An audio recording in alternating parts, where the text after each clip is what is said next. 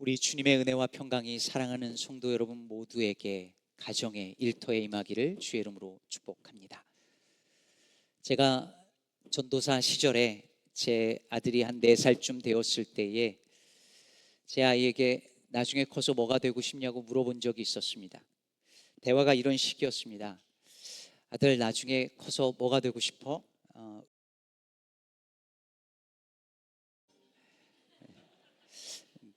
네, 배경음악을 깔아주시려고 하신 것 같습니다. 의사? 그거 너무 무섭지 않을까? 막 칼로 배 잘라야 되고 썰전만 있는 줄 알고. 경찰? 그거 위험하지 않을까? 막 강도하고 싸워야 되고. 농구선수? 좋은데 너는 나 닮아서 키가 작아서 안 될 것 같아. 전도사님 어때? 전도사님 하면 진짜 재밌어. 하나님 말씀 전하고 어려운 사람들 도와주고. 전사님 좋지. 아들을 목회자로 만들고 싶었던 제 마음을 담아서 폴스를 했었던 것이죠. 제 아들은 목회자가 되고 싶은 마음이 1도 없지만 사실 제 마음도 사실 좀 바뀌었습니다.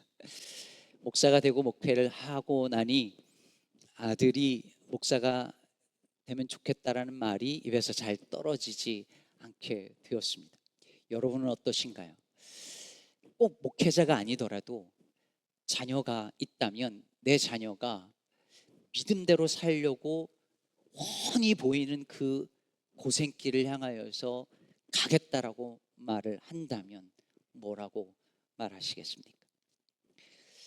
디모데후서는 바울이 자기가 정말 사랑했던 영적 아들인 디모데에게 보내는 목회 서신 중 마지막 편지입니다.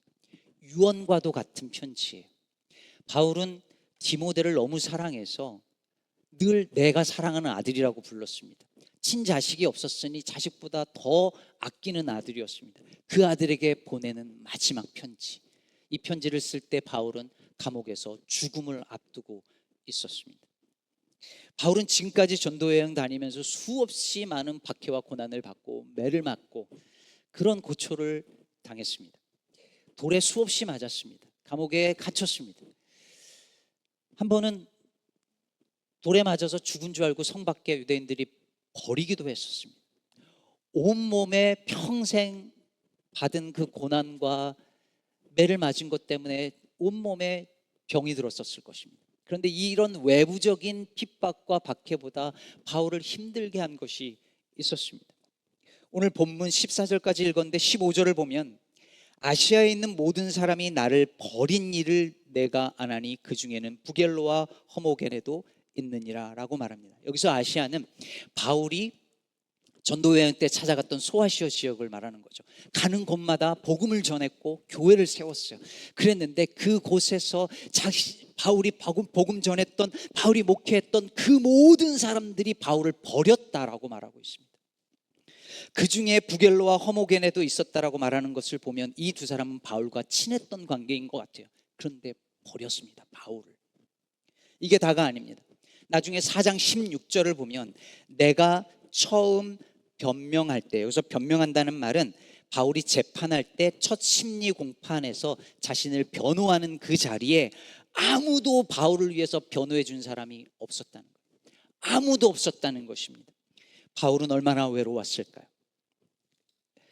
자신이 목회했던 교인들이 자신을 다 버리고 떠나버렸습니다. 말년에 감옥에서 재판을 받는데 그를 위해서 변호해주고 싸워줄 그의 벗이 아무도 없습니다. 얼마나 외로웠을까요? 그래서 바울이 자신의 영적 아들이었던 디모데가 너무 보고 싶은 거예요.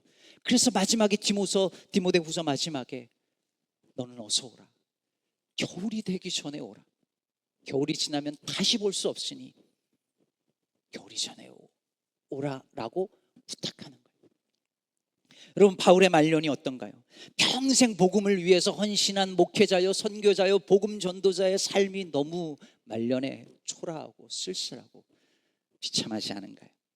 그 모진 고난과 박해를 당한 것으로 또 모자라서 그가 가르쳤던, 그가 복음 전했던 사람들이 다 배신하고 떠나가 버렸습니다. 그리고 이제 추운 겨울을 앞두고 외로이 타국의 감옥에서 쓸쓸하게 자신의 영적 아들을 그리워하면서 죽어가고 있는 이 모습이 너무 비참하지 않습니까? 최고 명문 가문의 최고 학벌을 자랑하던 그 젊은 바울이 예수를 믿고 모든 것을 다 버리고 평생 헌신한 결과가 마지막 노년이 이런 모습이라면 너무 억울하지 않냐는 거예요. 여러분은 지금 별로 감정이입이 안 되는 것 같지만 저는 너무 되거든요. 그런데 여러분, 그런 바울이 오늘 자신이 너무 사랑한 아들 디모데에게 하는 이 말이 너무너무 기가 막힌 거예요. 그럼 8절을 다시 보시죠. 그러므로 너는 내가 우리 주를 증언함과 또는 주를 위하여 갇힌 자 된 나를 부끄러워하지 말고 오직 하나님의 능력을 따라 복음과 함께 고난을 받으라. 기가 막힌 말 아닌가요? 바울은 그럴 수 있어요. 바울은 이게 이런 삶일 줄 모르고 갔고 그 고난을 겪었어요. 그 모진 고난을 받아도 그럴 수 있어요. 그런데 이때까지 내가 이 복음을 따라서 살면 어떻게 된다는 것을 다 경험한 바울이 자기만 그랬으면 됐지, 자기가 사랑하는 아들 디모데에게까지 너도 복음과 함께 고난을 받으라라고 하는 것은 투머치 아닌가요? 너무한 건 아닌가요? 여러분, 지금 이 편지를 받을 당시 디모데는 에베소 교회의 목사로서 목회하면서 정말 힘든 시간을 보내고 있을 때였습니다. 거짓 교사들이 교회 안에 들어와서 교회 성도들을 다 틀어놓고 온갖 문제를 다 만들어 놨었고요. 디모데가 젊다는 이유로 디모데를 업신여기고 영적 권위를 인정하지 않았습니다. 제가 35에 담임 목회를 시작을 했는데요, 제가 가장 힘들었던 게 뭐냐면 저보다 한두 살 많은 남자 성도님들이 그렇게 저를 목회자의 영적 권위를 인정 안 해주고 힘들게 하는 거예요. 뭐 할 때마다 어렵게 하고. 디모데의 마음이 너무 이해가 되는 거예요. 그러니 얼마나 힘들었겠어요. 얼마나 지쳤겠어요. 그럼 오늘 본문 6절에 보면 바울이 내가 나의 안수함으로 내 속에 있는 하나님의 은사를 다시 부릴 듯하게 하기 위하여라고 말하는 거예요. 다시 부릴 듯하게 하기 위하여라는 말을 왜 하겠어요? 바울의 목회적 열정이 시들어가고 있었다는 걸 암시하는 거죠. 게다가 7절에 보면 하나님이 우리에게 주신 마음은 두려워하는 마음이 아니라고 왜 말하겠어요? 디모데 마음에 두려움이 있었다는 걸 아는 거죠. 그러면 이런 상황에서 그의 영적 아비였던 바울이 디모데를 위로해주고 다독여줘야 되는 거 아니에요? 아니면 평생 목회자로 복음전도자로 산 자신의 말년의 쓸쓸함과 비참함을 보면서 자신의 아들에게 너는 나처럼 살지 마, 나처럼 이렇게 평생 복음을 위하여 살고 목회하다가 이렇게 하면 결국 나처럼 된다. 넌 나처럼 살지 마. 목회해도 적당히 해. 네 살 길 찾아. 라고 현실적으로 조언해 줄 만하잖아요. 옛날 어른들이요, 한국에서 군대 가는 아들에게 해주던 말이 있었어요. 너무 앞에 서지도 말고 너무 뒤에 서지도 말고 중간에 서라. 한국 속담에도 있잖아요. 모난 정이 돌만 아니죠. 모난 정이 돌 맞는 게 아니라 모난 돌이 정 맞는다고 하잖아요. 부모가 내 자식만큼은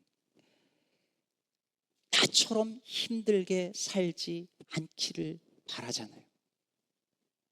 힘들게 산 부모일수록 내 자식은 안정되게 살았으면 좋겠다 싶잖아요. 진로를 정할 때도 내 자식은 조금 더 좋은 직장에 가서 조금 더 안정적인 직업을 가지고 그렇게 편안하게 살았으면 좋겠다는 마음이 고생한 부모일수록 더 심하게 있잖아요. 그렇게 기도하잖아요.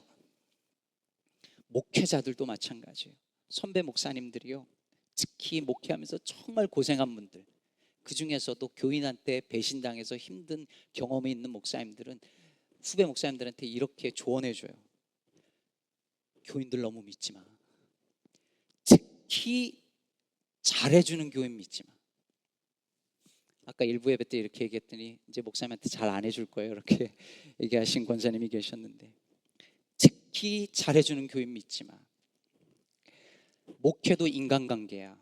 사람 관계 잘해야 되고, 목회 성공하려면 행정을 잘해야 되고, 상담 잘해야 돼. 프로그램 만들어서 막 싹 돌려야 돼. 은퇴 준비 미리 잘해놔야 돼. 안 그러면 나처럼 돼. 그러면 실망스러운 말인가요? 그럴 수도 있지만 정말 평생 너무너무 고생하면서 목회하신 그 선배 목사님이 내 후배만큼은 나처럼 되지 않기를 바라는 마음에서 하는 말일 수도 있어요. 그런데 바울은 달랐습니다. 자신이 그 뼈아픈 고난과 박해를 받았음에도 불구하고 자신이 그토록 사랑했던 아들 디모데에게 복음과 함께 고난을 받으라라고 말합니다. 한 번 말하는 게 아니에요. 2장 3절에서도 또 말합니다. 너는 그리스도 예수의 좋은 병사로 나와 함께 고난을 받으라. 4장 5절에서도 말합니다. 그러나 너는 모든 일에 신중하여 고난을 받으며 전도자의 일을 하며 내 직무를 다하라. 목회에 지쳐있고 자신감이 바닥까지 내려간 자신의 영적 아들 디모데에게 바울은 나는 이렇게 목회하다 쓸쓸한 노년을 맞지만 너는 나처럼 살지 마라. 너는 나처럼 실패한 목회자 되지 말고 너는 성공한 목회해라 라고 말하는 것이 아니라 너도 나처럼 복음과 함께 고난을 받으라 라고 말합니다. 바울은 왜 그러는 걸까요? 나 혼자 죽을 수 없다 하는 걸까요? 자기 혼자 고난 받았으면 됐지 왜 사랑하는 아들까지 그 고난을 받으라고 왜 그러는 걸까요?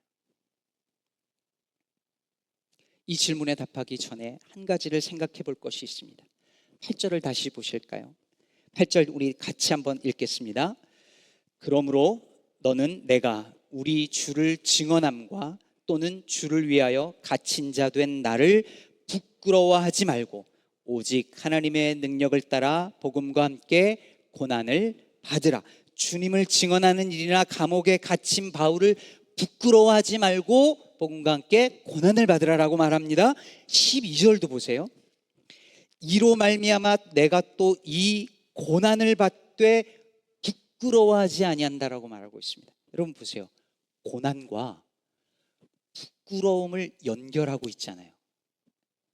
늘 읽던 구절이니까 그러려니 하는데 여러분 이게 어색하지 않아요? 여러분 우리가 생각하는 고난은 뭐예요? 실패하고 넘어지고 병이 들고 매를 맞고 옥에 갇히고 그래서 고통스러운 이게 고난인데 부끄러움이 고난하고 어떻게 연결되죠?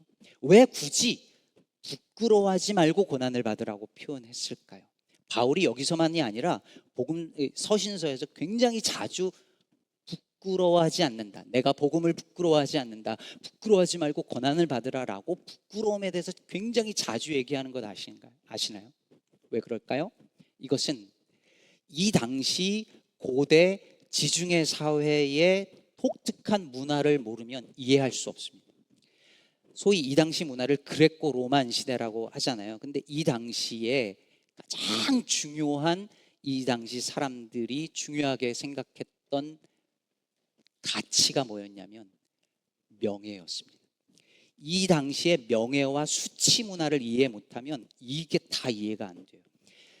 이 당시 사람들에게 명예라는 것은 여기서 명예는 사람들로부터 공적으로 인정을 받을 때 생기는 거거든요. 근데 이 명예가 우리가 생각하는 것하고는 비교가 안 될 정도로 너무너무 중요한 가치였어요. 명예는 이 당시 사람들에게 삶의 목표였고 목적이었어요. 사회를 받들어주는 일종의 근간이 되고 틀이 되는 가치였어요. 이 당시에 후원제도라는 것이 있었는데 가난한 사람들이 있잖아요. 힘없는 사람들이 있으면 후원자가 있었어요. 왜 후원을 해줄까요? 오늘날에는 힘이 없으면 후원을 해주면서 불쌍하니까 아니면 긍휼의 마음으로 아니면 정의의 관점으로 이렇게 하잖아요. 이 당시에는 왜 했느냐? 명예 때문에 했어요. 그들을 후원자로서 도와주는 일이 명예롭기 때문에 한 거예요. 명예를 위해서는 목숨도 내놓을 수 있었어요. 그만큼 명예가 중요한데 이걸 반대로 생각해 보면 수치, 부끄러움은 그 어떤 것과도 비교할 수 없을 만큼 감당하기 어려운 문제였어요.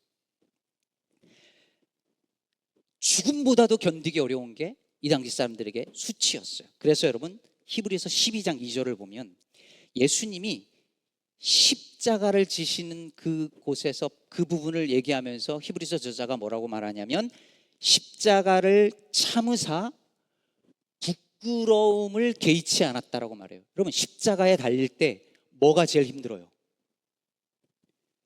육체적 고통이 힘들잖아요. 죽음이 힘들잖아요. 근데 뭐라고 표현하냐면 십자가를 참으사 부끄러움을 개의치 않았다. 부끄러움이 가장 큰 문제였던 거예요. 육체적 고통보다, 죽음보다 힘든 고난은 수치였어요.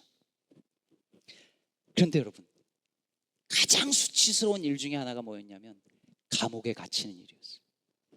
감옥에 갇히는 일은 부끄러운 일이었고, 감옥에 갇힌 사람과 연결되는 것도 부끄러운 일이었어요. 그래서 바울과 다 손절하고 배신하고 떠나버린 거예요. 수치스러운 일이니까.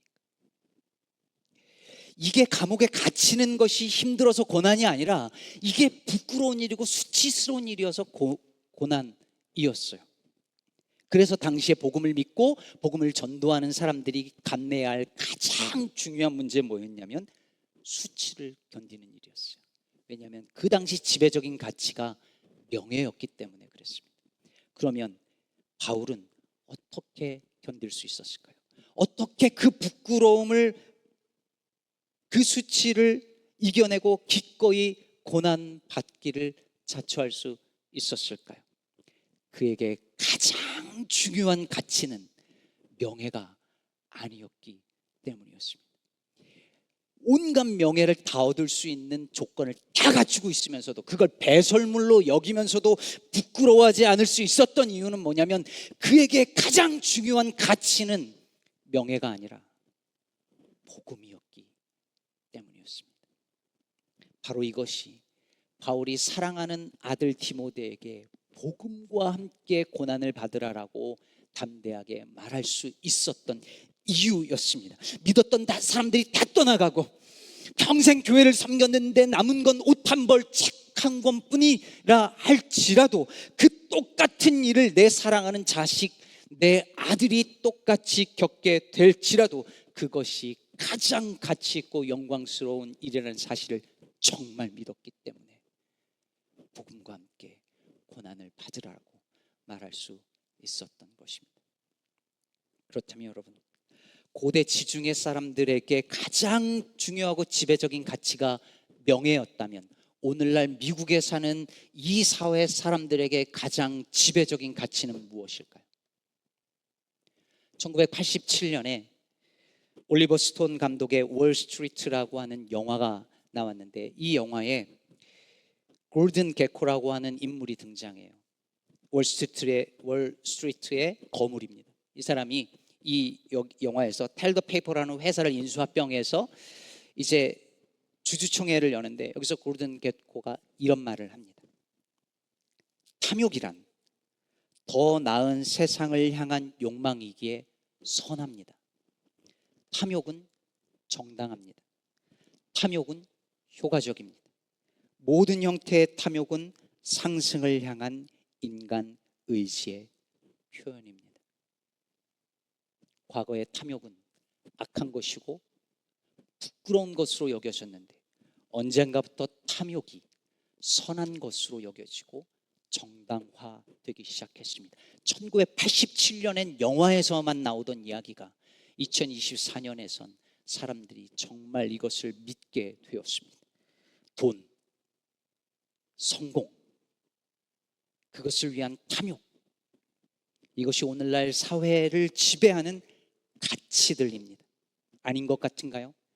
대통령을 선출하는 데 있어서 수많은 기준들 중에서 여전히 넘버원은 경제잖아요. 돈 문제잖아요. 이런 사회 속에서 이 지배적인 사회를 지배하는 가치들을 추구하지 않고 따라가지 않고 살면 어떻게 될까요? 십자가 복음의 그 가치를 따라서 믿음과 용서와 사랑과 소망과 평화를 내 인생의 가장 중요한 가치로 여기고 살면 어떻게 될까요? 무슨 일이 일어날까요? 손해볼 것입니다. 불편해질 것입니다. 대가를 지불하게 될 것입니다. 내 자식을, 내 자녀를 이 시대의 지배적인 가치를 따라서 살지 않게 가르친다면 그 아이는 손해봐야 할 것입니다. 뒤처지는 걸 감내해야 될 것입니다. 그런데 괜찮다는 거예요. 왜요? 그 어떤 것보다도 복음을 따라 사는 일이 가치 있는 일이라는 걸 믿기 때문입니다. 믿으십니까? 강연가 김창옥 씨 아시나요? 아시죠? 네. 요즘에는 목사님들보다 더 유명한데, 김창옥 씨가 하는 프로그램에서 제가 하나 배운 게 있었어요. 쇼핑을 하는데요, 쇼핑을 할 때 왜 그런 거 있잖아요. 이거 살까 말까 하는 거, 살까 말까 하는데 너무 갖고 싶은데 돈이 조금 모자라면 돈을 보태서라도 그걸 사라는 거예요. 이거 사도 가치 있는 거니까 너무 갖고 싶은 건데 돈이 조금 모자라면 보태서라도 사라. 그런데 돈 때문에 사는 거라면 사지 말래요. 뭐냐면 싸니까 사는 거, 이런 거 있잖아요. 어디 가서 세일하면 이거 사야 돼, 뭐 이런 거 있잖아요. 그런 건 사지 말래요. 이 이야기를 들은 김창옥 씨가 이런 말을 하더라고요. 자기는 이 이야기를 듣고 인간관계도 비슷하다는 생각을 했대요. 대가를 지불하고서라도 이 사람과 함께하고 싶어 라는 마음이 드는 사람과 결혼하라는 거예요. 근데 보통 사람들은 어떻게 하냐면 나한테 잘해주니까, 나한테 맞으니까, 그러니까 결혼한대요. 근데 김창옥 씨 잘하는 말 있잖아요. 왜? 젊을 때는 다 결혼 전에는 도파민이 많이 나와가지고 다 잘해주다가 결혼하면은 다 도파민 사라지고 원래대로 돌아간다고. 그래서 내가 더 잘할 거야, 내가 손해 볼 거야. 저희가 새 거 좋은 거 사가지고 지금 적응기라서 그렇습니다.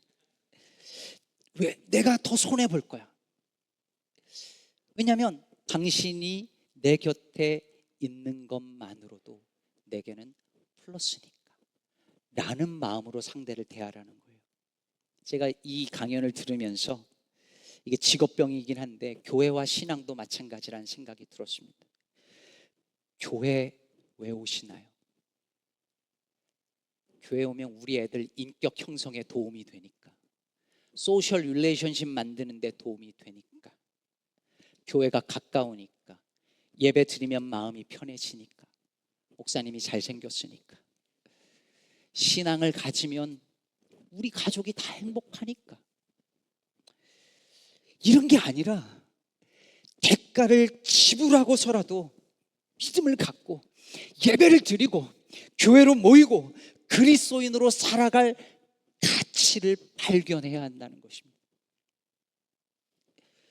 여기 오면 나한테 뭔가 떨어지는 게 있으니까, 그게 아니라 내가 희생해서라도, 내가 손해를 보더라도 그 대가를 지불하고서라도 이게 가치가 있다고, 이 공동체가 가치 있다고, 믿음이라고 하는 것은, 복음은 그런 것을 다 걸만한 가치가 있다라고 믿는다는 거예요.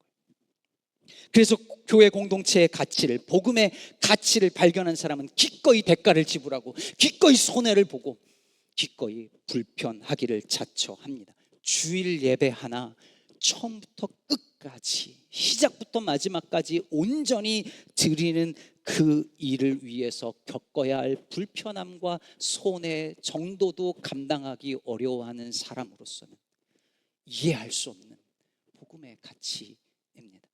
언젠가도 말씀드렸는데, 흔히 선교사님의 부모님을 따라서 선교지에서 자라는 아이들을 보면서, 아니면 정말 남을 희생하면서 도우느라고 가난하게 힘들게 사는 부모님 밑에서 자라나는 자녀들을 보면서 우리가 흔히 그런 말을 합니다. 부모는 그렇다 쳐, 부모는 뜻이 있고 뭐 부르심이 있고 그렇다고 치는데 자식은 뭔 죄야? 여러분, 뭔 죄이냐니요? 무슨 죄가 있어서 라고 말할 것이 아니라, 저 아이들은 무슨 복이 있어서 라고 말해야죠. 저 아이들은 무슨 복이 있어서 저런 은혜를 받나 라고 말해야죠. 복음의 가치를 아는 사람에게는 그게 복으로 보이잖아요. 근데 복음의 가치를 모르는 사람에게는 저 무슨 죄야? 라고밖에 보이지 않는 거예요.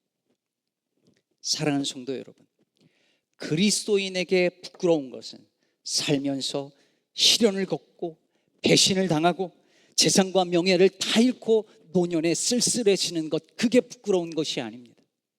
정말 그리스도인에게 부끄러운 것은 복음을 위해 그리스도와 함께 당하는 아무 고난이 없는 것, 아무런 손해보지 않는 것, 믿음 때문에 아무런 불편함이 없는 것, 그게 가장 부끄러운 일입니다. 옳은 일을 하다가 당하는 고난이 없는 것이 부끄러운 일입니다. 교회가 성장하지 못하고 작은 교회가 되는 게 부끄러운 것이 아닙니다. 교회가 복음을 위해 아무런 고난을 당하지 않는 것, 고난은커녕 작은 불편함과 손해도 감수하기를 꺼려하는 것이 그리스도인으로서, 교회로서 가장 수치스러운 일입니다. 자녀들을 위하여 어떤 기도를 하십니까? 내 자녀가 안정되기를, 안정된 직장에 들어가기를, 그 시험에 꼭 합격하기를, 우리 아이들이 다른 아이들에게 뒤처지지 않기를 하나님 도와주십시오라고 기도하십니까? 그런 기도도 필요하겠지만 복음과 함께 고난받기를 자처할 수 있는 믿음의 자녀가 되게 해주십시오라고 기도할 수 없다면 나는 정말 예수를 믿고 복음의 가치를 아는 부모요 어른이 아닐 것입니다. 우리 교회 모든 부모님들과 어른들이, 자녀들과 우리 아이들이 정말 편안한 삶과 성공적인 인생을 살기를 바라고 그걸 위해서 서포트하고 그걸 위해서 기도해 주는 것이 아니라 복음을 위하여 복음과 함께 고난받기를 자처하는 믿음의 아이들, 믿음의 젊은이들 되기를 위하여 기도할 수 있는 책임을 어른으로서 감당하는 우리 시카고 기쁨의 교회 모든 성도님들 되기를 주의 이름으로 축복합니다.